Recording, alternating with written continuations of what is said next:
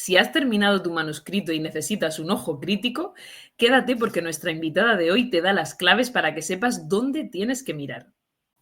¿Lista para una buena dosis de amor y risas? Aquí no hay diamantes, pero te prometemos mucho brillo en tus mañanas con lo mejor de la literatura romántica y mucho más. Yo soy Judith Romero, caótica en general, fanática de la literatura repleta de tensión no resuelta y de los desayunos en buena compañía. Y yo, Alba Cayuelas, Tauro, adolescente americana en otra vida, cazadora de ratas y amante de los mejores clichés. Ambas somos escritoras de romántica y fantasía. Y dos de las fundadoras de Murcia Romántica. Libros, café o matcha, Dulces y nosotras, tus compañeras perfectas para desayunar con una buena dosis de amor. Prepárate, que aquí comienza Desayuno con Romance. Muy buenos días de viernes, bienvenidas y bienvenidos a un episodio más a Desayuno con Romance. Yo soy Alba Cayuelas y esta semana hemos tenido Feria del Libro de Molina, una primera edición en la que Murcia Romántica ha tenido caseta con firmas de varios de nuestros socios.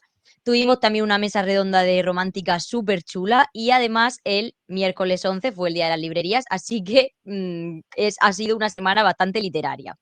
Antes de seguir vamos a saludar a mi compi Judy Romero. ¿Cómo estás, Judy? Buenos días, Alba. Con muchas ganas de hablar un ratito contigo y con todos nuestros queridos oyentes. Espero que tengáis alguna bebida calentita a mano porque ¡tachán! Por fin ha llegado el frío a Murcia. Parece increíble, pero es así. Seguro que tendremos algún día de calor sofocante, de estos que nos tenemos que quitar todo a mediodía porque te asfixias, pero de primeras hace frío y a mí esto me mola mucho porque por fin podemos hacer el esperado cambio de ropa. Bien. Sí. Bueno, para que la gente sepa, cuando nosotros en Murcia decimos ha llegado el frío, es que a lo mejor hacen 25 grados, ¿eh? O sea, Exacto. La gente se va a pensar que es un frío. No, es... Pero para nosotros es frío. Exacto. Y por las mañanas incluso pueden hacer 12 grados, o sea que es frío, es Sí, frío. es verdad, de verdad. Bueno, y vamos a empezar con nuestra wishlist de la semana, que yo voy a elegir, es que no podía ser de otra manera, a lo mejor te lo he robado, Alba, si lo he hecho, lo siento, nuestro cuento de Navidad de Raquel Arbeteta, porque es un libro que huele, o sea, increíble, nos lo comentó la propia autora en el anterior podcast que grabamos con las 13 autoras de la antología de Navidad que ha sacado Lit RBA. Y bueno, pues yo necesito ir a una librería y olisquearlo, pero ya, como salió el día 11, creo que ya puedo hacerlo, ya estoy tardando en ir a esa librería. ¿Tú cuál has elegido, Alba? ¿También vas a ir a olisquear a las librerías?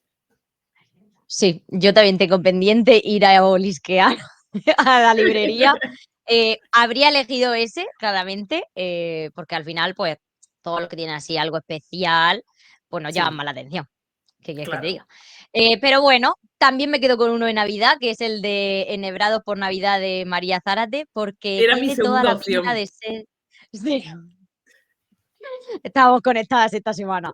Total. Porque tiene toda la pinta de ser esa historia navideña muy cozy para leer con un chocolate a la taza y que te deja el corazón calentito. Y yo ahora mismo quiero ser esa persona, así que me quedo con ese.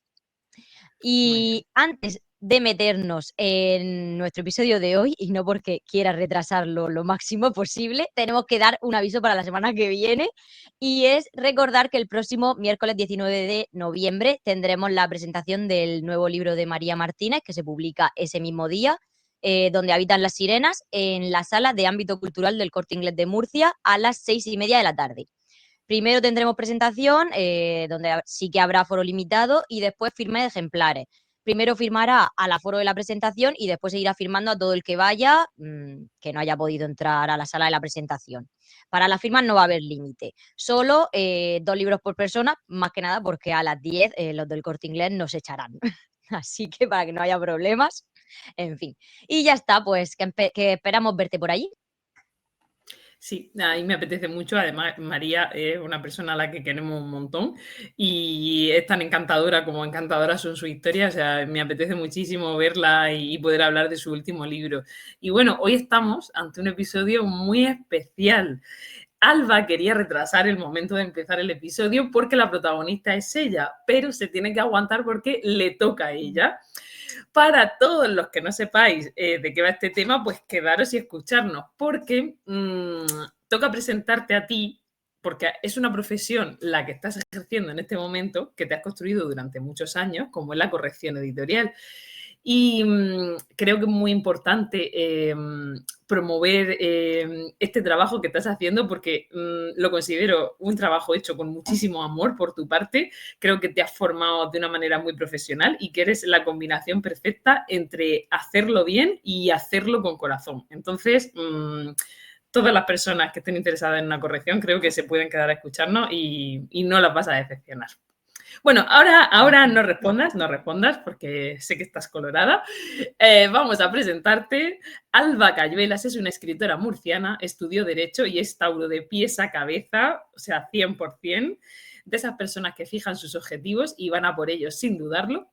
Correctora editorial, organizadora de eventos y presidenta de la Asociación de Escritores Murcia Romántica. Comenzó publicando en 2018 Esperando al viento y su último libro publicado es Hija de la muerte, una novela de fantasía romántica que ha cosechado muchos éxitos, como todos los demás libros. De Alba, bienvenida. Alba, es un placer tenerte por aquí.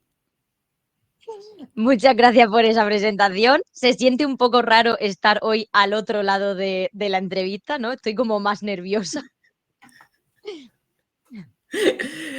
Pues ahora también te vas a poder poner en la piel de las personas que solemos invitar cuando les pedimos que se presenten, porque yo quiero que me cuentes cómo empezó la Alba escritora a plasmar sus primeras historias. Pues yo creo que como la mayoría de nosotros he escrito desde siempre, ¿no? Desde muy niña, siempre todo a medias, porque yo lo de empezar proyectos muy bien, pero lo de terminarlos, pues un poco peor, está en proceso. En el colegio recuerdo que escribí una obra de teatro que luego representamos delante de todo el curso, que se llamaba Esta es la casa de Dios, que es una frase que en mi familia paterna se dice mucho y se refiere al jaleo que se forma en las celebraciones familiares cuando hay mucha gente reunida. Entonces mi familia siempre se dice, esta es la casa de Dios. Bueno, también empecé el guión de una posible futura película de misterio, que no terminé, ni grabamos, evidentemente. Escribí las canciones. Pero a lo mejor en algún momento, oye. Bueno, a lo mejor lo termino y me lo compra Netflix, quién sabe. Se llamaba Vacaciones Misteriosas. Nada original, Wow. lo sé, lo sé. Como también tengo en mi familia la vena musical, pues también escribía muchas canciones con música y todo, ojo, o sea, yo también, ahora ya esa parte la he perdido, pero yo cuando leía, cuando hacía solfeo y sabía de eso, yo escribía lo que es la melodía en pentagrama y todo bien hecho, o sea, en plan bien. Sí. Qué Y luego más guay. de mayor, en el instituto y en la universidad, pues muchas escenas sueltas. Qué pasada. Qué pasada. No me esperaba lo de que escribieran la melodía y todo eso. Qué chulo. Era una caja de sorpresa, Alba. Mola. Sí. Y después de todas estas producciones, que eran más adolescentes, ¿no? Pasamos a Esperando al viento, que fue tu primera novela publicada. Además, también la presentaste muy jovencita. ¿Fue la primera que habías escrito o tenías alguna más en el cajón?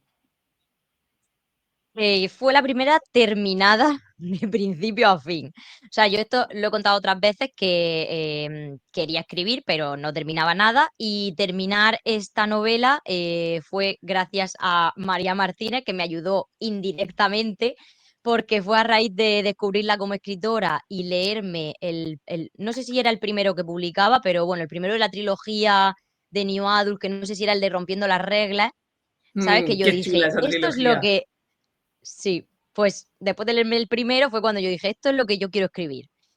Solo que un poco más juvenil, porque yo soy más de juvenil que de New Adult, pero bueno. Qué chulo, al final se encuentra como el empuje, ¿no? Para terminar el primer manuscrito de muchas maneras diferentes. Y María Martínez, pues es verdad que, joder, que inspira un montón. Y desde aquella primera experiencia de publicación hasta Hija de la muerte, que es tu última novela publicada, ¿cómo nos contarías que has cambiado tus emociones a la hora de las publicaciones que haces? ¿Ha habido mucha diferencia desde esa primera publicación hasta ahora a la hora de tomarte, por ejemplo, un lanzamiento? Pues yo creo que por muchos libros que llevemos publicados, siempre es un poco montaña rusa, ¿no? O sea, por un lado, cada vez pienso que sé muchas más cosas que antes, Pero por otro lado, siento que sigo sin saber nada y con los mismos nervios del principio. O sea, no sé si sé sobrellevarlos mejor o si sé disimularlos mejor, pero los nervios esos típicos del principio siempre están ahí. Es que yo creo que al final eso también forma parte de la magia, ¿no? De publicar y de lanzar libros, porque si no tuviéramos esos nervios, como que, ¿qué incentivo tendríamos? Sí, la verdad es que sería como si hubiéramos perdido la ilusión, ¿no? Un poco Claro, por sacar nuevo libro. claro, claro. Bueno, ahora vamos a pasar a tu faceta como correctora, que hemos venido a hablar sobre todo de eso, aunque creo que la visión que tienes de autora te ha enriquecido mucho para ser correctora. Entonces, también es importante saber que escribes libros y que escribes novelas muy chulas. Y para alguien que se esté planteando esto de dedicarse a la corrección literaria, que es una profesión muy chula, sobre todo para las personas que le gustan los libros, ¿qué posibilidades de formación hay en España para ejercer esta profesión? Pues la mayoría de la formación que existe ahora mismo es no reglada, o sea, no oficial. Yo creo que el camino más directo, ¿no? Sería estudiar filología hispánica para tener una buena base de ortografía, gramática, sintaxis, pero se puede tener esa base sin estudiar esa carrera específicamente, ¿no? O sea, yo estudié Derecho, pero yo sabía objetivamente que sí que tenía esa base. Y luego, hagas lo que hagas o hayas hecho lo que hayas hecho, sí que es imprescindible cursar una formación específica de corrección, ¿no? O sea, aunque yo tenía esa base y yo sabía que tenía esa base, que yo no escribía con faltas de ortografía, no me faltaban ni me sobraban acentos, quiero decir, esas cosas típicas, sí que hay muchos detalles de gramática, puntuación y tal, que no lo sabes hasta que alguien te pone el foco sobre ese punto concreto y te lo explica. O sea, no solo por decir, yo es que suelo ver las erratas en los libros, no, pues solo por eso no puede ser correctora o porque se te dé muy bien la ortografía, no, solo porque sepas escribir correctamente no puede ser correctora. Em, yo en su día pregunté a muchas correctoras que seguía por redes y todas me recomendaron el itinerario de corrección de Cálamo y Cran, que es como si fuera un máster de un curso, o sea, dura 9 meses. Así que ese fue el que hice, o sea, es el que tiene más renombre, pero hay muchos más. O sea, por ejemplo, está el de cursiva, que yo creo que dura exactamente lo mismo, o a lo Creo mejor que sí. un año, pero vamos, es como un curso escolar. Y ese pertenece a Penguin, ¿no? Y Ujú. luego yo hice, bueno, luego yo he hecho después otros cursos, o sea, otras formaciones adicionales, porque al final los correctores entienden muchas otras cosas como informes de lectura, etcétera. Yo hice el curso de informes de lectura también de Cálamo y Cram, y en la plataforma de Parix, que es esta que creo que lo nombramos ya en el episodio que hicimos de cursos para escritores, que es una plataforma de cursos gratuitos. Ahí he hecho varios, como edición y publicación de libros juveniles, de marketing, bueno, es que hay muchísimo. A mí es que me encanta formarme. Lo sabemos. Era la cursillitos, como te decíamos, La, la cursillos, sí. la cursillos. A ver, es que es verdad que al final es una profesión que está viva y que hay que actualizarse constantemente, entonces está muy bien que te formes. Y esta formación de Cálamo y Cran tiene un certificado oficial, ¿verdad? Sí, tiene certificado oficial de la Universidad Europea de Madrid. Creo que se llamaba así, Exacto, Universidad sí. Europea de Madrid. Sí. Perfecto, que es una formación que está muy bien al final. Vale, y a mí me gusta pensar que la corrección es el arte de hilar fino en las letras. Además, pienso al 100% como tú, en el sentido de que porque pienses que a ti se te da bien localizar erratas o si no has hecho la formación, es verdad que no vas a hilar fino porque hay millones de cosas que vamos, que ni nos imaginamos que hacéis los correctores. Y para los oyentes que desconozcan qué es una corrección, ¿nos puedes contar un poco qué tipo de correcciones existen? Pues existen muchas, pero las que más interesan a un escritor de ficción normal son la ortotipográfica y la de estilo. Primero se hace la de estilo, que es en la que se mejora el texto para que suene más natural y coherente. No se cambia el estilo del autor, importante, que esto es como una preocupación que tienen muchos escritores. Se mejoran las frases, se eliminan repeticiones, errores de redacción que entorpecen la lectura, se ajusta el ritmo. En las revisiones más profundas, pues se trabaja que el texto sea inclusivo, que predomine la voz activa y las oraciones afirmativas, que no haya lenguaje escatológico, todo ese tipo de cosas. Y luego queda la corrección ortotipográfica, que siempre se dice que se hace después de la de estilo, pero que realmente ya se empieza a trabajar durante la de estilo, porque obviamente si tú ves una errata mientras haces esa primera corrección, pues la vas a cambiar, o sea, no la vas a dejar ahí para la segunda vuelta. Pero bueno, se dice que se hace después de la de estilo. Y esta se centra en los aspectos más técnicos, o sea, faltas de ortografía, puntuación obligatoria, mayúsculas, unificación de comillas incursivas, o sea, es más de normas. Vale. Y yo he tenido la suerte de que, por ejemplo, tú me corrijas y la verdad es que me has hecho ver cosas que nunca hubiese visto por mí misma. ¿Qué aspectos destacarías que son más importantes por los que un manuscrito siempre debe pasar por una corrección editorial? Que tú digas, esto sobre todo. Pues sobre todo, como tú has dicho, porque por muy bien que sepas escribir, una vez que el autor tiene el texto en la cabeza, es muy difícil ver los propios fallos. O sea, aunque solo sean erratas, porque al leer tu cerebro te va a hacer ver lo que debería haber y no lo que realmente hay. Totalmente, totalmente. Sí. Y luego porque, como he dicho, pues eso, hay muchas cuestiones que tú puedes creer que sabes cómo se escribe o cómo se puntúa y que estés equivocado. O sea, entonces es que es la única forma de asegurarte de que ese texto va a quedar correctamente revisado. O sea, incluso los escritores que somos correctores necesitamos que otro corrector revise nuestros textos. Claro, es muy natural, porque al final el texto, si lo has escrito tú, es que forma parte de ti. Y me imagino que tus servicios los contratarán muchos autores autopublicados. Yo me planteo, las personas que quieran mandar su manuscrito a una editorial o bien a un concurso, ¿también se deberían de plantear el tema de la corrección? Pues, a ver, esto es una cuestión un poco controvertida, ¿no? Porque la opinión mayoritaria es que ¿para qué vas a pagar por corregir un libro si eso es un trabajo de la editorial y ya te lo van a hacer si te lo cogen, ¿no? Vale, aquí el kit de la cuestión es en ese si te lo cogen. O sea, si eres una autora que ya está dentro de una editorial, tiene su contrato, tiene sus plazos de publicación, pues si eso es un trabajo que una vez que tú le presentas el manuscrito a la editora y ya empieza todo el proceso de edición, deberían corregírtelo. Vamos a decir que deberían. No siempre se hace, pero bueno, yo creo que cada vez más en vez de cada vez menos. En fin, ese es otro tema, ¿no? Eso daría Em, para un capítulo completo. Que si sí, los oyentes eso nos es, lo piden, que nos lo pongan en comentarios y lo hacemos. nos vemos. Bueno, si lo que quieres es entrar en una editorial, yo creo que necesitas causar la mejor primera impresión posible en la persona que vaya a valorar ese manuscrito, ¿no? Porque primera impresión solo hay una, o sea, no se puede repetir.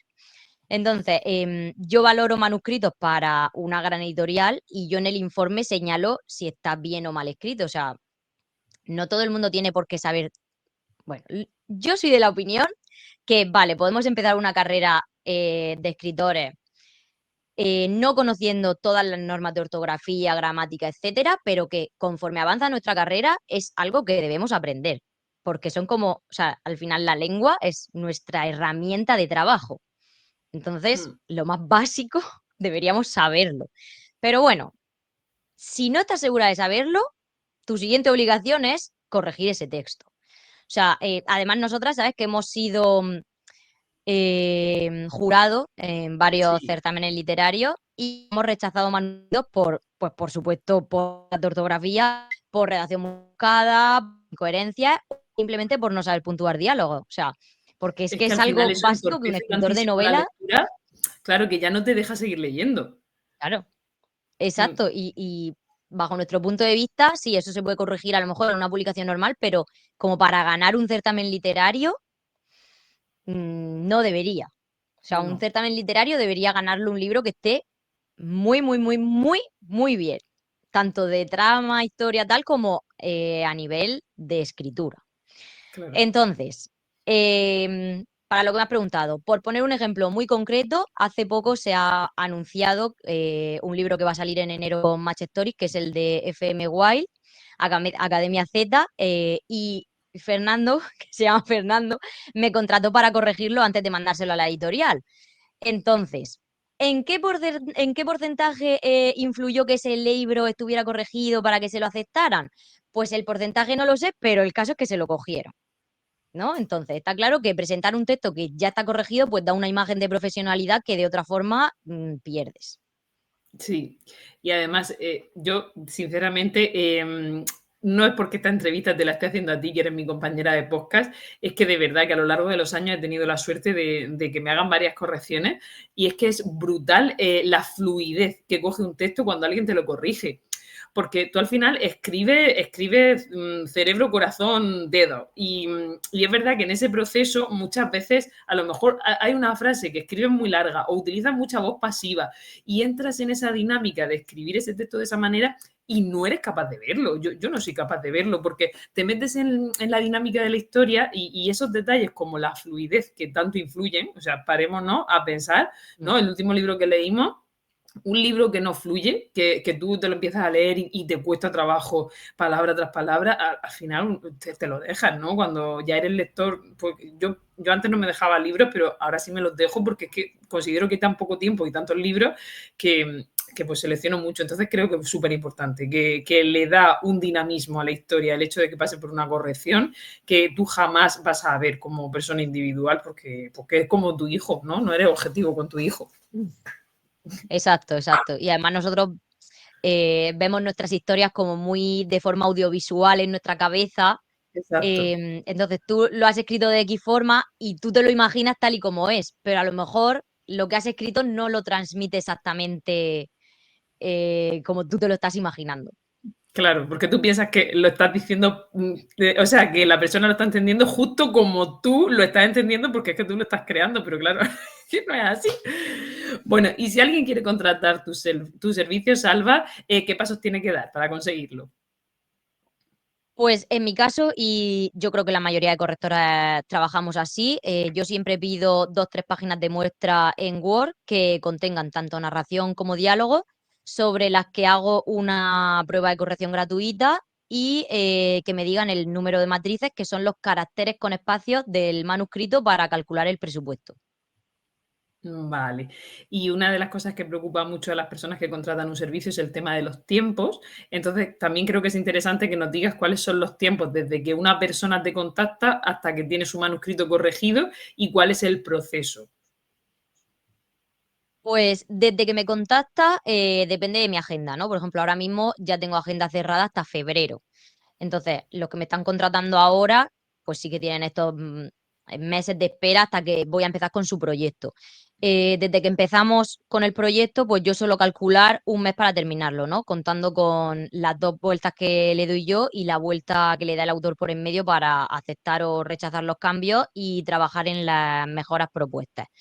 Suele ser algo menos, pero como cada autor tiene sus circunstancias y unos tardan más que otros en la revisión, pues esa sería la media más o menos. El proceso, pues yo primero hago la corrección de estilo con todo lo que vea a simple vista de ortotipográfica.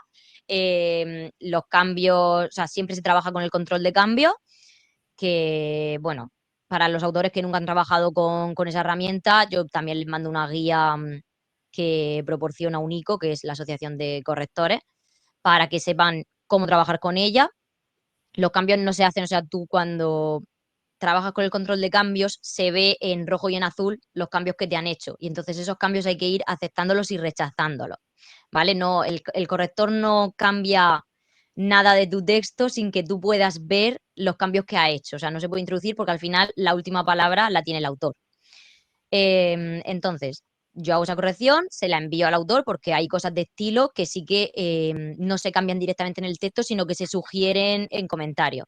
Entonces, pues eso, el autor en su vuelta tiene que ir aceptando, rechazando lo que está en el texto y las sugerencias que se dan en comentarios, trabajarlas, me lo vuelve a enviar, yo le doy ya la última vuelta para revisar que no se haya quedado nada descolgado después de aplicar todos esos cambios, de que el autor haya añadido algo más en su vuelta y tal, y ya terminamos ahí.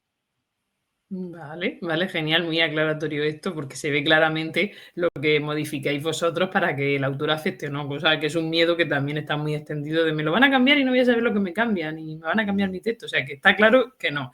Vale, y varía mucho el proceso cuando te contrata una editorial en vez de un autopublicado, por ejemplo.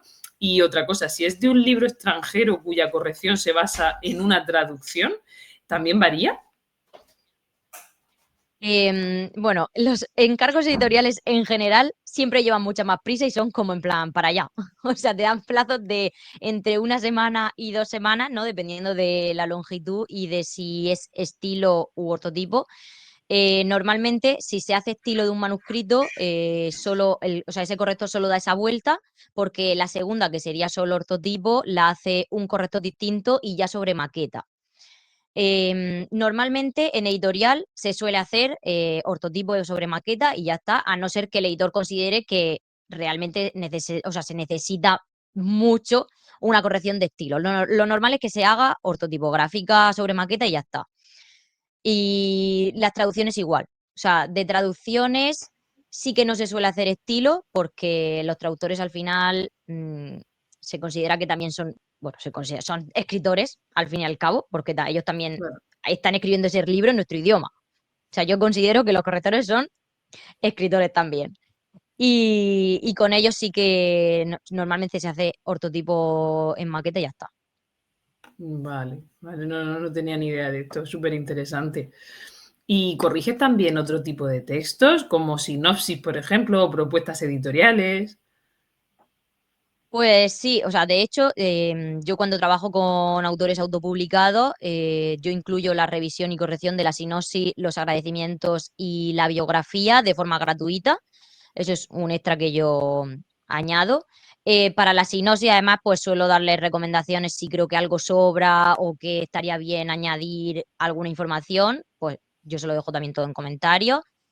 Propuestas editoriales yo no hago, o sea, hago las mías y bastante. De hecho, Ana Calatayud tiene un servicio de redacción de propuestas editoriales que valen su peso en oro.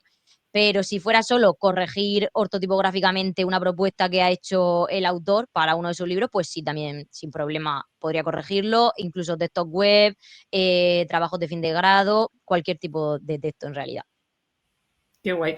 Para la gente que no esté familiarizada con esto de qué son las propuestas editoriales, ¿lo podrías explicar así por encima para que lo sepan? Pues la propuesta editorial es un documento muy elaborado que ahora exigen todas las editoriales y agencias literarias para presentarle tu proyecto. O sea, antes lo típico era escribir un correo, te adjunto mi manuscrito y ala. Ahora no hay tiempo ni forma humana de poder leer, o sea, de que un editor o el que recibe todos esos manuscritos se los pueda leer. Entonces, te piden un documento donde están los puntos más importantes, pues primero los aspectos técnicos de número de páginas, matrices, te suelen pedir resumen de los personajes, o sea, personajes más importantes con 4 características, la sinopsis comercial y luego resumen con todos los spoilers del mundo de la trama. También te piden, en romántica te suelen poner que, o sea, te suelen pedir que incluyan los tropos o los clichés, un breve currículum tuyo de tu carrera, o sea, de tu carrera literaria y así.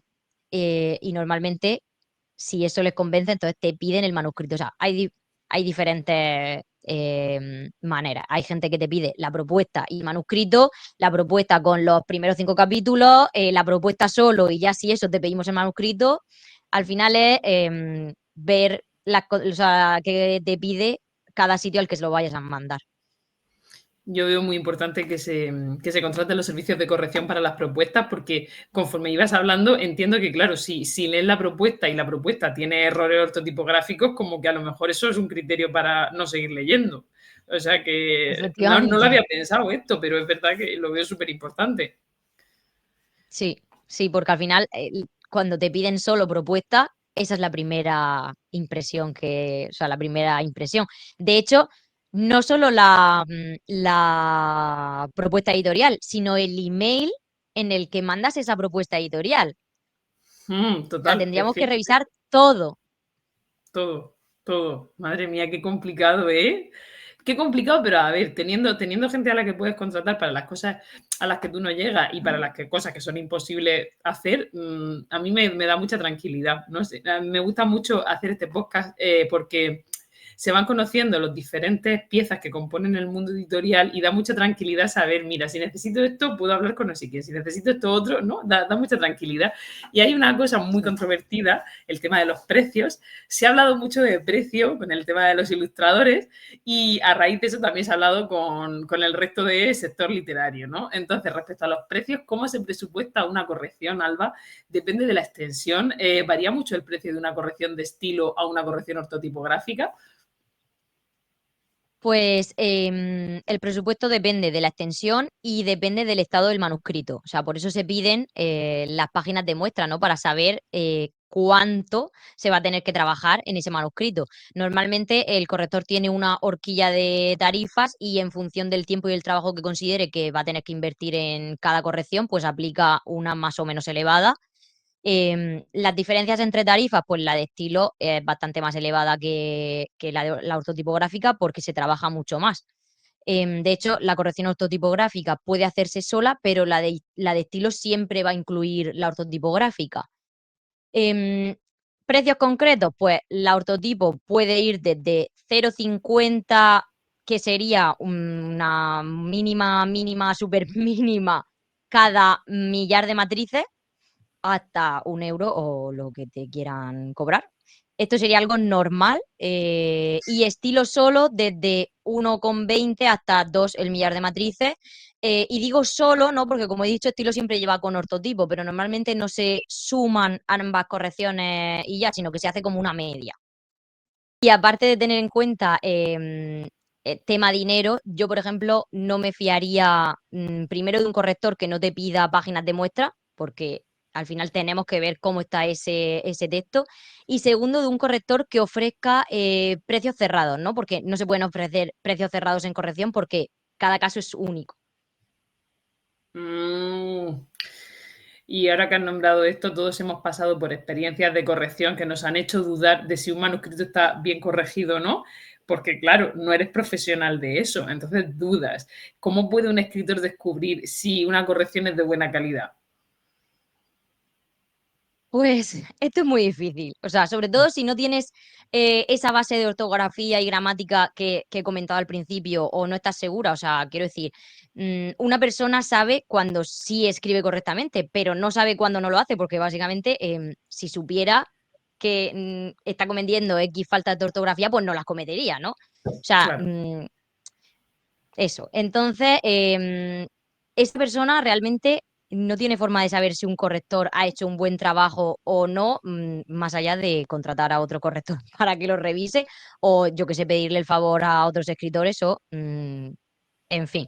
El caso es que yo dentro de unos meses voy a trabajar con una escritora que ya me ha contratado para su siguiente novela, que contactó conmigo para enviarme su primera novela porque ella había contratado a una correctora que de hecho me dijo que había contratado a la más cara que encontró porque pensó que cuanto mayor fuera el precio, más profesional sería. Y que le habían llegado muchos comentarios y reseñas de lectores sobre faltas de ortografía, muchas erratas, como quejándose de que el libro no estaba corregido, cuando además en la parte de los créditos del libro viene la correctora. Entonces, yo me leí su libro y bajo mi punto de vista profesional no estaba corregido por un corrector, pro- mm, por repetir, profesional, ¿no? Vale. O Qué sea, es decir, palo, en una madre corrección, mía.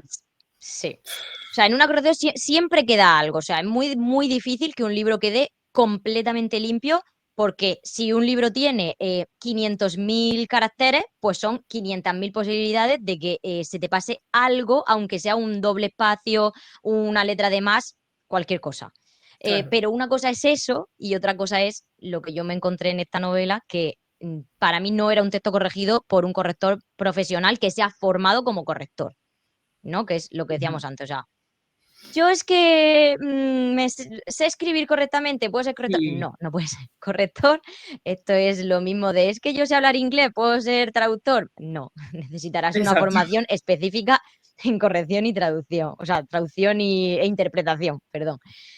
Entonces, ¿qué puedes hacer ante esto? No lo sé, la verdad. A mí ella me preguntó, ¿qué puedo hacer? Y yo le dije, si es que puedes demandarla, te puedes meter a juicio, te va a salir más cara la mata que la patata. O sea, más allá de desrecomendar a esa persona o sea, no solo no recomendarla, sino que si alguien te pregunta, decir, pues con esta persona seguro que no, o sea, no tienes mayor solución. Creo Claro. que la mayor garantía que tiene un corrector es su experiencia, o sea, saber qué otros libros ha corregido, con qué autores o con qué editoriales trabaja, qué opinan de él autores con los que ha trabajado, o sea, que puedes escribirle por redes. Normalmente nosotros los correctores en nuestras páginas, o sea, bueno, sí, en nuestras páginas web o en redes sociales tenemos los libros que hemos corregido, pues contactar Mm, con ese autor y, oye, mira, estaba pensando, ¿qué te pareció este corrector? ¿Cómo lo hizo? ¿Cómo fue tu relación con él? Le puedes preguntar cualquier cosa que no creo que a nadie le importe dar su opinión si ha sido una buena experiencia y tampoco le va a importar dar su opinión si ha sido una mala experiencia. claro. ¿Sabes? Yo qué sé, saber qué formación tiene. O sea, yo de normal, pues no suelo mandarle a los autores con los que trabajo mi currículum, pero si alguien me dijera, oye, ¿me pasas tu currículum de correctora? Pues yo se lo pasaría sin ningún problema, que de todas formas lo tengo en LinkedIn también en abierto con todos los estudios que he hecho y todos los cursos y tal. En fin, yo creo que la clave está en hacer un poco de investigación antes de contratar a alguien y pedir varios presupuestos y pruebas gratuitas pues para ver también con quién encajarían mejor. Claro, claro. La prueba a mí me parece fundamental para eso, justo para ver si está en tu línea, ¿no? El corrector que eliges. Y a mí, por ejemplo, me gustan mucho las publicaciones que tú haces en Instagram, subiendo los libros que ya has publicado. A mí eso también me sirve mucho, ¿no? Porque voy viendo cómo las cosas que tú corriges, pues van siendo libros de verdad, por así decirlo, y van teniendo éxito y eso da pues, mucha seguridad. Yo creo que a todo el mundo le pasa, ¿no? Que cuando ve el título cuando ve quién ha corregido y después ve el resultado y dice, ostras, pues yo también quiero que me corrija a mí porque el resultado es súper bueno.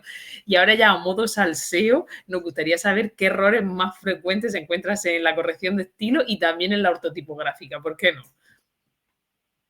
Pues en estilo, sobre todo abuso de algunas repeticiones como pero, de adverbios terminados en mente, los adjetivos antepuestos al sustantivo o la voz pasiva, que esto es algo que solemos importar del inglés. Frases o párrafos larguísimos que cuando los terminas ya no te acuerdas de cuál era la idea del principio. Los posesivos en las partes del cuerpo. En romántica pasa mucho lo de agarré su mano con mi mano, ¿no? Los posesivos y las redundancias, porque si agarras algo, normalmente va a ser con la mano, normalmente. Entonces, lo de agarro tal cosa con la mano, lo de con la mano te sobra porque tal. Y agarré su mano con mi mano, o, ¿sabes? Le acaricié su brazo con mis dedos. Vale, son los tuyos. Sí, no vas a Exacto. acariciar con los dedos de ninguna otra persona. Entonces, ese tipo de cosas. Muy bueno. Y, y en ortotipo, sobre todo, la sangría, que mucha gente utiliza el tabulador y no es lo mismo. O sea, de hecho, utilizar tabulador encarece una corrección porque hay que ir quitándolo uno por uno. Y la corrección, la puntuación de diálogos, que también encarece las correcciones bastante, concordancias, las comillas, que en español tienen que ser las angulares y no las que tenemos en el teclado, que son los dos palitos, el leísmo y el laísmo, los gerundios mal empleados, todo eso es lo que más se suele ver. Mm.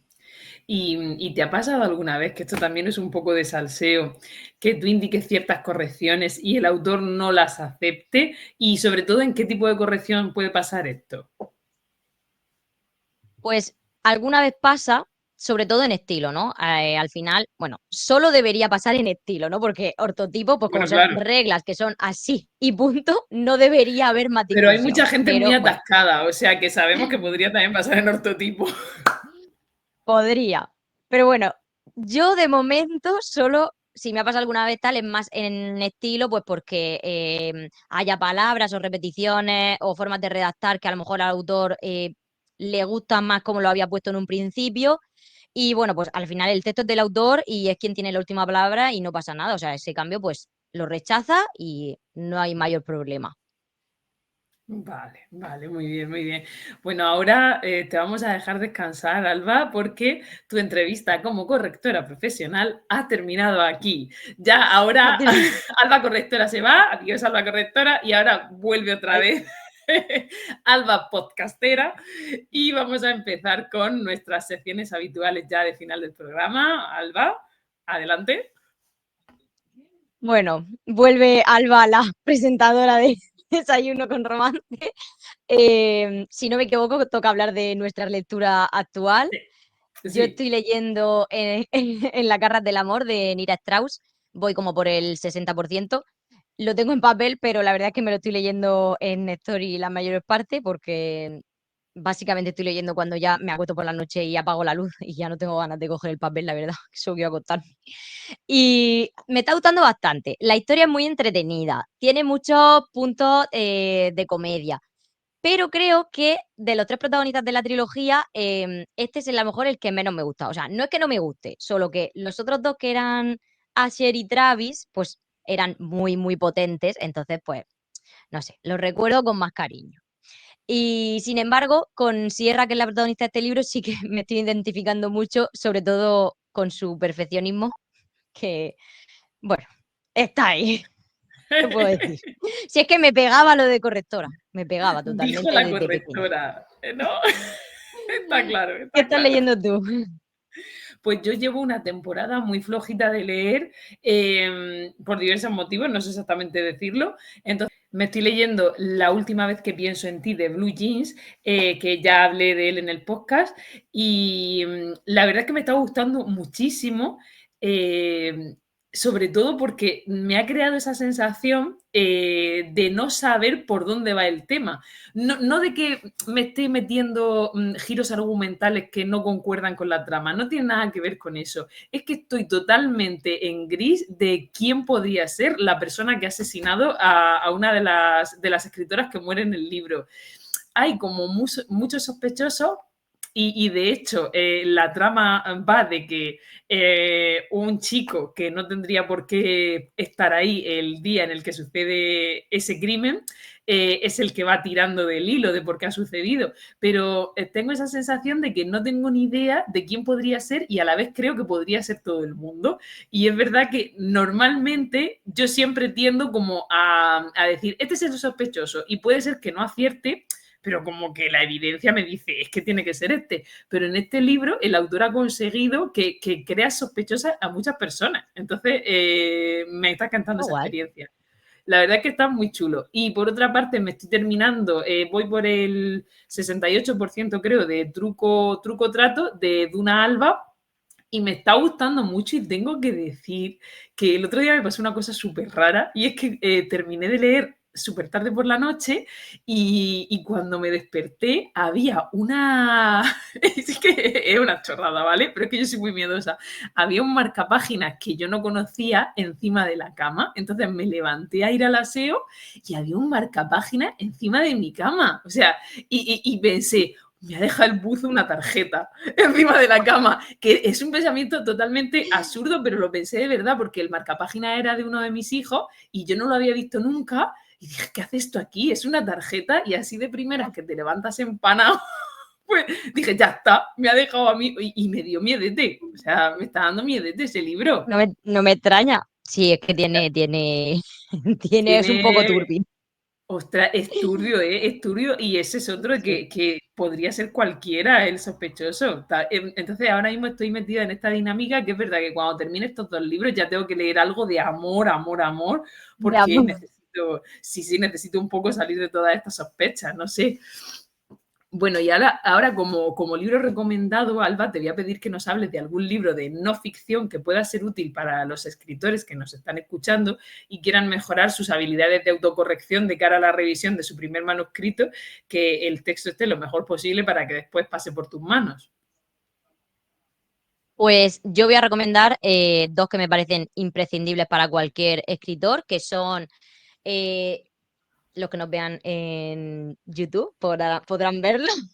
Son 70 trucos para sacarle brillo a tu novela de Gabriela Campbell y el de Pesadillas de estilo que producen urticaria de L.M. Mateo.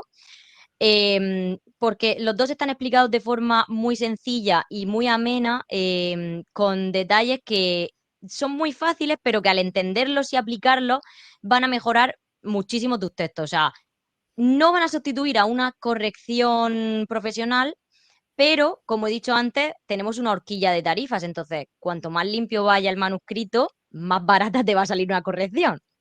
Así que no está mal que cualquiera que nos esté escuchando y que escriba y tal, pues que les eche un vistazo y vea qué cosas puede aplicar para mejorar sus textos. Los dejaremos en las notas del programa para que todos podáis bichearlos cuando terminéis de escucharnos. Y por último, ¿qué consejo le darías a los escritores que han terminado su manuscrito y no encuentran el momento de empezar a moverlo? Pues primero que lo dejen reposar un poco, aunque sea unos cuantos días o 1 o 2 semanas, ¿no? Antes de darle la lectura final, porque ese mínimo distanciamiento, o sea, ya sirve para detectar errores, no solo de escritura, sino también de trama. Y luego que no dejen de invertir en corrección porque hay que verlo como eso, no como una inversión, tanto de cara a autopublicar como para enviarlo a editoriales, porque si no lo haces, pues en el segundo caso es más probable que te rechacen y en el primero, si ciertos lectores empiezan a leer tu libro, encuentran erratas, lo reflejan en sus reseñas y comentarios públicos. Luego es muy difícil deshacerse de esa etiqueta para tu siguiente libro, incluso aunque lo soluciones, ¿no? Entonces, yo no me arriesgaría a eso. Muy buen consejo. Y además creo que todos los que no hemos escuchado este consejo y lo hemos hecho mal, por así decirlo, hubiésemos agradecido mucho que alguien nos lo dijera en su día. Y ahora vamos a pasar a la última sección del podcast, que es el diamante en bruto de la semana. Yo esta semana voy a coger un diamante un poco raro, ¿vale? Porque operaron a mi marido el lunes y la verdad es que mi diamante de esta semana ha sido una semana más pausada, porque me he cogido un par de días de permiso en el trabajo para poder estar con él, cuidándolo, y me ha gustado el hecho de cambiar la rutina, de poder prestarle atención, porque muchas veces vamos tan rápido en nuestro día a día que esa persona que tenemos al lado como que la damos por hecho, ¿no? Y no tenemos ratos bonitos de conexión. Y esto que es, en principio, muy, muy feo, ¿no? Que operen a alguien de tu familia, pero nos ha permitido estar más tiempo juntos y poder estar más en sintonía con todas las cosas que hacemos en el día a día. Entonces, pues elijo esto, que es un poco raro. Sí, la verdad es que tienes mucha razón.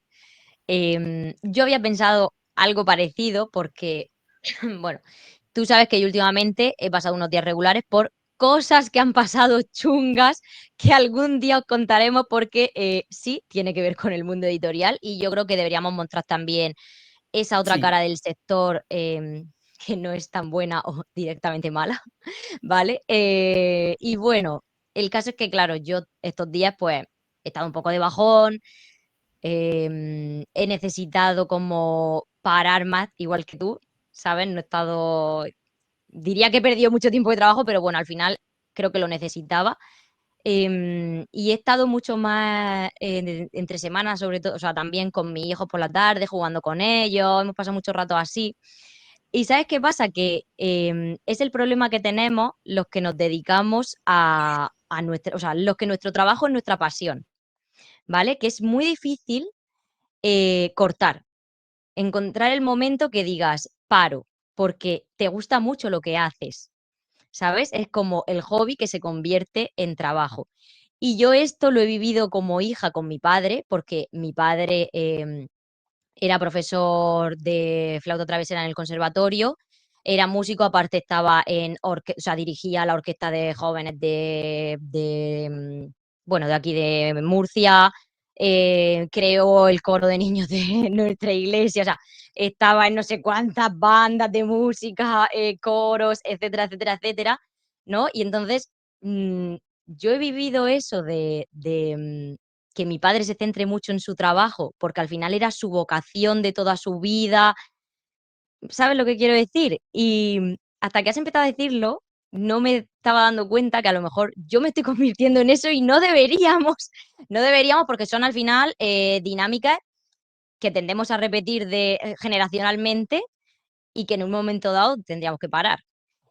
Y sí que, por otro lado, sí que me he dado cuenta que esta semana he estado mucho más con mis hijos, que hemos jugado mucho más, que me han estado buscando mucho más, pues eso, para jugar a cosas, tal. Entonces, me voy a quedar con eso.